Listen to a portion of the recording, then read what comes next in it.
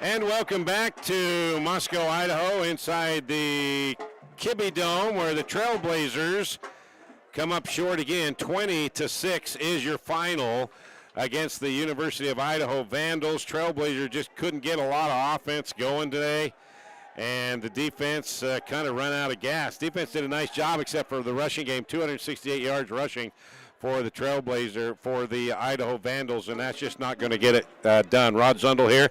Glad to have you aboard on our Trailblazer postgame show. Lance Anderson, the head coach, he's making his way up here to the press box, and we'll talk to him and get his thoughts about what went on. I'm sure he's not happy with the way the rushing defense went, and then can't be happy at all with the Trailblazers offense. Total yards, 247 yards in total offense for Utah Tech, and 405 total yards for the Idaho Vandals. Trailblazers had under 100 yards in that first half and trailed 10-3. The only points coming for the Trailblazers, a 55-yard field goal by Ilya Yevadov and a 53-yard field goal. That 53-yarder at the end of the first half, that ties a school record held by Connor Brooksby. Those are the only two points put up by the Trailblazers, 6. They lose 20-6. Third down conversions, that's a biggie.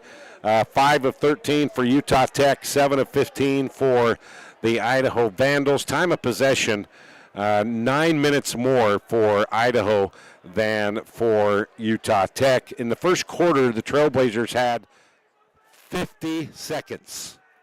That's all that they had for the football. It was dominated by the University of Idaho. All right, we're going to take a quick break. When we come back, head coach Lance Anderson get his thoughts on this.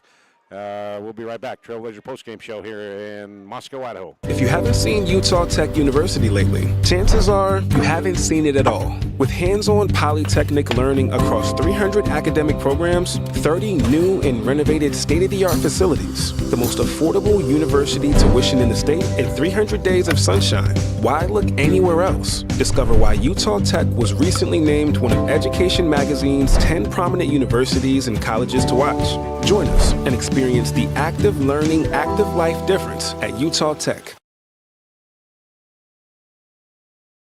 And welcome back inside the Kibbe Dome for our Trailblazer postgame show, the final here in Moscow. Utah Tech losing 20-6 to the Idaho Vandals. Joined now by the head coach of Utah Tech, Lance Anderson. And Lance, let's get your thoughts. It was just kind of a slugfest, kind of just a quagmire. You know, it was kind of the football game we expected because we knew they were a very physical football team, downhill. We knew that's the kind of game that we were in store for today. And you wanted to get off to a good start because in the UC Davis game you got off to a good start. Northern Arizona you didn't. Today you didn't get off to a good start. Really slow in that first half. Yeah. Offense had a hard time getting the ball going. Defensively, we let them move the football. We did a great job getting some stops in the red zone, forcing some field goals that they missed. But, they were chewing up the time of possession and the yardage at that point. So, we need better. But, again, the guys, they fought, they competed.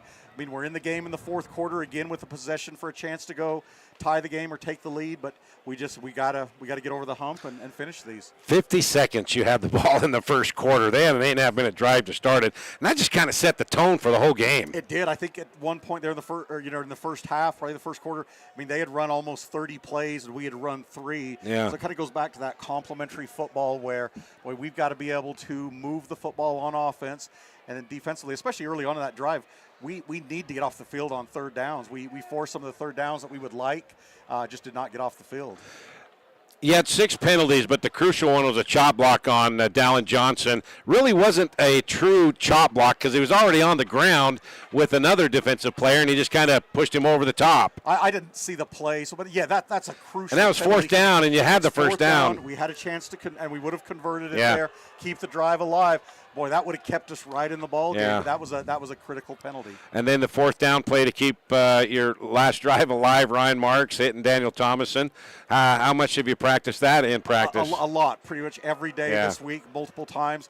We knew that it was something that might be there. On that particular play, it wasn't there as much as we thought, but still good execution. And, we were still able to convert the first down and keep that drive going. During fall camp, you said we are a better team, we're stronger, we're bigger. I don't know how that's going to turn into wins or not. So after the first 3 games against top 20 teams, great competition, you're 0-3. But there is hope. There is light at the end of this tunnel because you're playing some pretty good teams and some pretty good football. You're going toe-to-toe with them. Yeah, we're playing some really good football teams. I mean, in every single one of these games, we've been in the game in the fourth quarter, and that's all we can ask. Again, we're just not at that stage yet where we're able to finish. And you see us get, yes, we're bigger, we're stronger, we're more physical, we're tackling better, we're a little bit better running the ball, but still, I mean, we're getting wore down and we're getting beat in the fourth quarter. So there is still room for improvement in those areas. Well, go back home now and take on Northern Iowa, somebody outside of the Big Sky Conference before you get into conference play. So that's one where you really want to come out strong and quick and then not let the foot off the gas pedal. That's exactly right. We got to be ready to play from start to finish.